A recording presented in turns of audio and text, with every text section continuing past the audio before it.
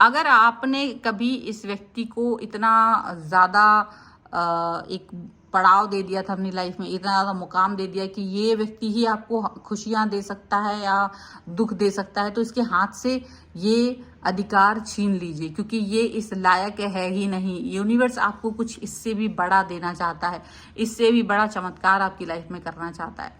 तो क्या चाहता है और आपको क्या करना है, देखिए इस रीडिंग में।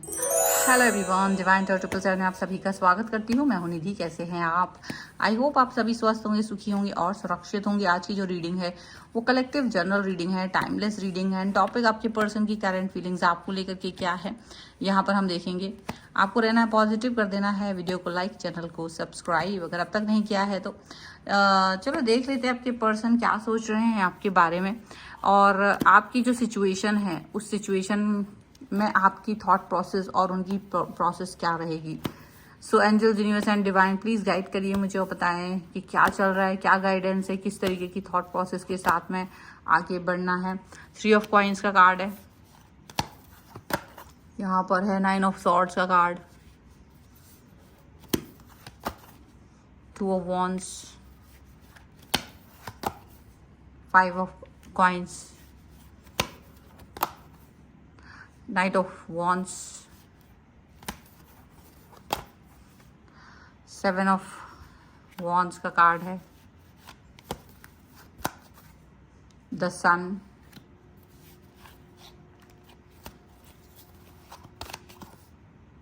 S of coins, queen of swords and one more card जो कि है आपके लिए द एम्प्रेस का कार्ड है। ओके, सबसे पहले यहाँ जो राशियां दिख रही हैं आपके पर्सन की जो हो सकती हैं वो है Aries, Leo, Sagittarius, Libra, Aquarius, Gemini, taurus, Capricorn and Virgo के पर्सन हो सकते हैं। ओके, और यहाँ जो कार्ड्स हैं वो हैं 4 of cups, 6 of wands and 2 of coins का कार्ड है।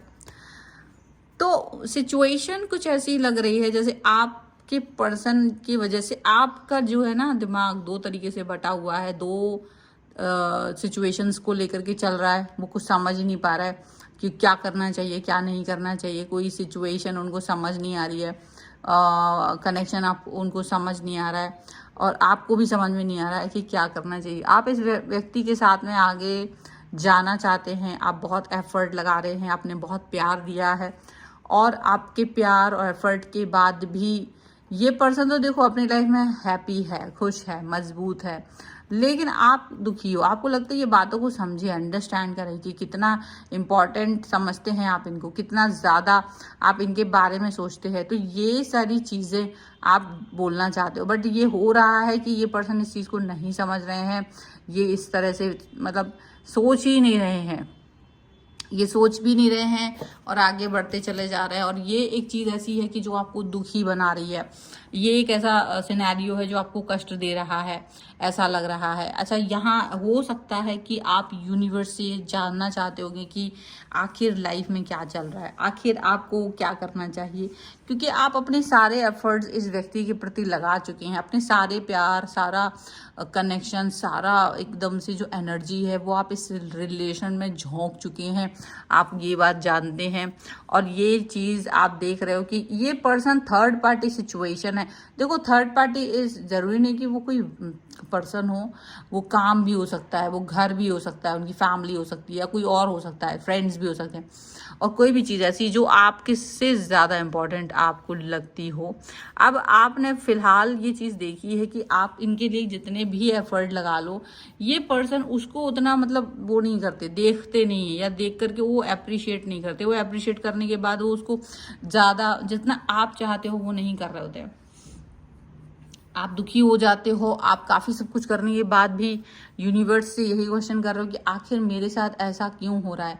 आपका मन किसी चीज़ में नहीं लग रहा है, आप कुछ भी करने जा रहे हैं, आपका मन किसी भी चीज़ में नहीं लग रहा है। आप सोच रहे हो कि शायद ये चीज़ करने से मुझे अच्छा लगेगा, शायद वो चीज़ करने से मुझे अच्छा लगेगा, पर आपकी किसी भी चीज़ पर आपका फोकस नहीं बन पा रहा है। और इसकी वजह से हो सकता है कि लाइफ में आप तारतम्य नहीं बिठा पा रहे हो, और हो सकता है कि आपके आसपास के लोग आपको इस तरह से दुखी देख करके वो बहुत परेशान हो रहे हैं।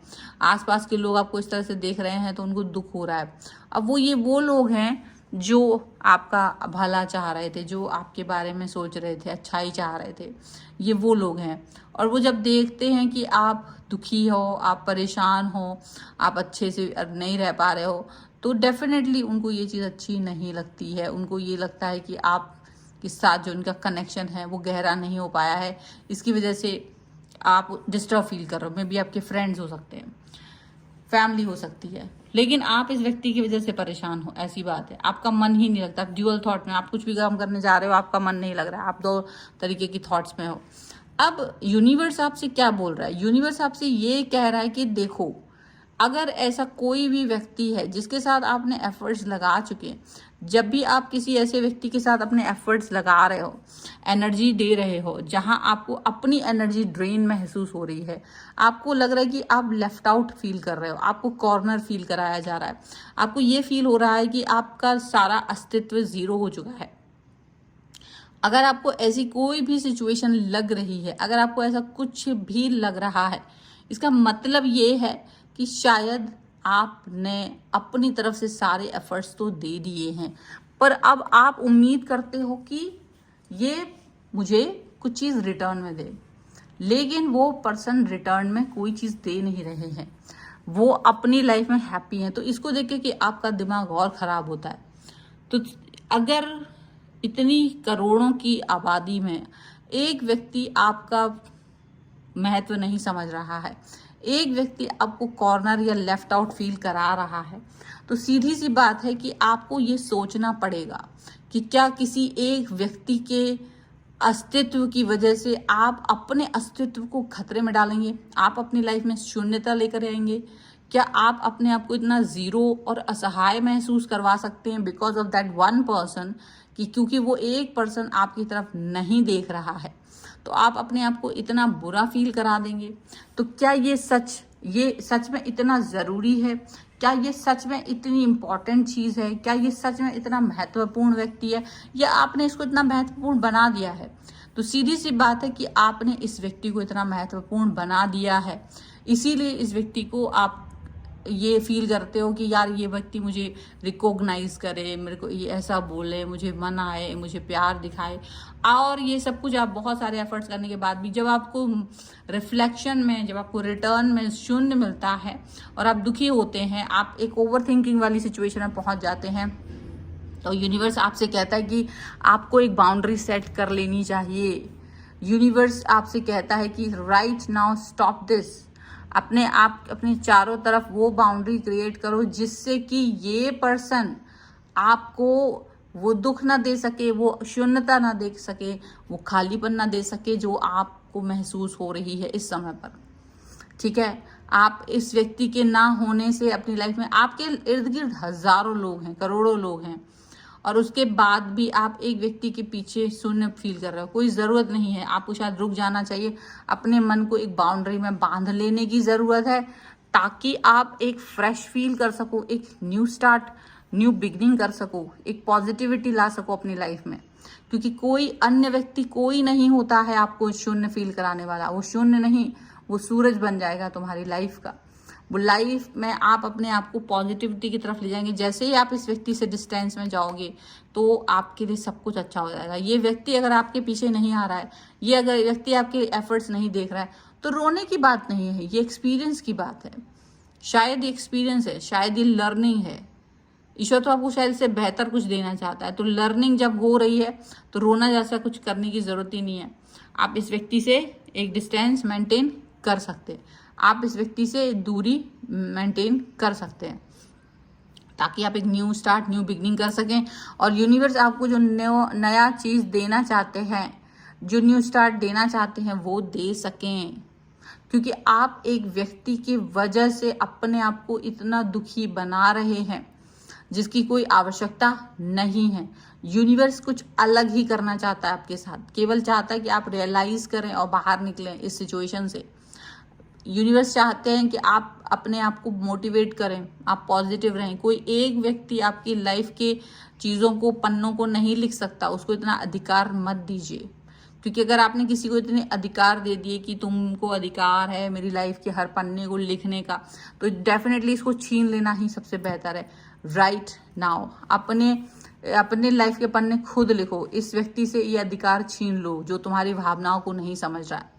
इस व्यक्ति के प्रति प्रेम मत रखो, क्योंकि ये तो वैसे ही प्रेम नहीं रख रहा है, तो अपने प्रेम को इसके सामने झलकाने से क्या ही फायदा, तुम्हें तो दुख ही मिलने वाला है, और ये दुख कहीं ना कहीं आपको और खोखला बनाएगा। तो इट्स बेटर कि आप अपने आप को इस सिचुएशन से बाहर लेकर आइए, क्योंकि आप इसलिए थोड़ी ना है कि आप रोएं, आपको बदलाव की जरूरत है, आपको एक पॉजिटिविटी की ज़रूरत है, आपको एक मोटिवेशन की ज़रूरत है कि एक व्यक्ति के अधीन आपकी ज़िंदगी नहीं हो सकती है। एक व्यक्ति आपके आंखों में आंसू या आपके चेहरे पे हंसी लाने के लिए, आपके मन को प्रसन्न करने के लिए नहीं बना है। वो नहीं बना है, आप खुद हैं वो उसके जिम्मेदार। कभी किसी को जिम्मेदारी मत दीजिए, दूसरे के हाथ में अपने प्यार की, अपने जीवन की चाबी मत सौंपिए, क्योंकि ये कभी नहीं होना चाहिए। अगर आप दूसरे के हाथ में अपनी चाबी सौंप देते हैं तो ये बहुत ज़्यादा बुरी बात हो जाती है। ये बात आप जान के रखिए। आपको ये करना है, आपको ये समझना है, आपको इस पे एक बाउंड्री खींचनी है, आपको एक सिचुएशन को समझना है, एक न्यू स्टार्ट, न्यू बिगनिंग करनी है, ऑफर लेना है, ताकि आप अपनी इस ये जो रोतू वाली सिचुएशन है ना, इससे बाहर निकल सके। ये बहुत ज़रूरी है, आप इसके काबिल हैं। आपने एक व्यक्ति को बहुत प्रेम और सम्मान देकर के शायद अपने आप को कहीं ना कहीं डीमोटिवेट कर दिया। आपको लगता है सारी दुनिया ऐसे ही है या इस व्यक्ति के अलावा तो कुछ है ही नहीं। तो ये सोच जो है ना, ये बेवकूफ़ी वाली सोच है। आप इससे बाहर निकलिए, क्योंकि इस दुनिया में इस व्यक्ति से ज़्यादा बेहतर लोग मौजूद हैं, इस व्यक्ति से ज़्यादा इंपॉर्टेंट अच्छे व्यक्ति मौजूद हैं, जो आपके प्रेम को, जो आपके एफर्ट्स को समझ सकते हैं, जो आपके कनेक्शन को समझ सकते हैं, जो आपको समझ सकते हैं, जो आपकी वैल्यू को बढ़ा सकते हैं। वैसे तो कभी किसी को इतना वो मत दीजिए, चाहे वो कितना ही प्रेम में हो, कि वो अधिकारी बन जाए। उसे हमेशा सेकंड थर्ड नंबर पे रखिए। कभी भी अपने से ज़्यादा किसी को प्रायोरिटी मत दीजिए।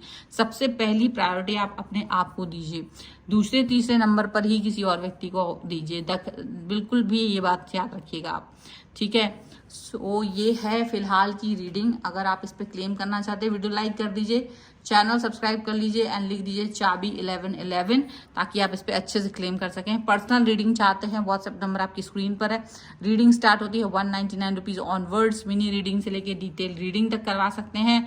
अगर आप कुंडली दिखवाना चाहते हैं, अपने घर का वास्तु दिखवाना चाहते हैं उसके लिए, या न्यूमरोलॉजी के थ्रू कुछ भी क्वेश्चन जानना चाहते हैं, आपके नेम स्पेलिंग, आपके मोबाइल नंबर, आपका लकी नंबर, या आपके पर्सन के बीच में आपकी कंपैटिबिलिटी, उसके लिए आप मुझसे कनेक्ट हो सकते हैं व्हाट्सएप मैसेज के थ्रू, और व्हाट्सएप नंबर आपकी स्क्रीन पर है।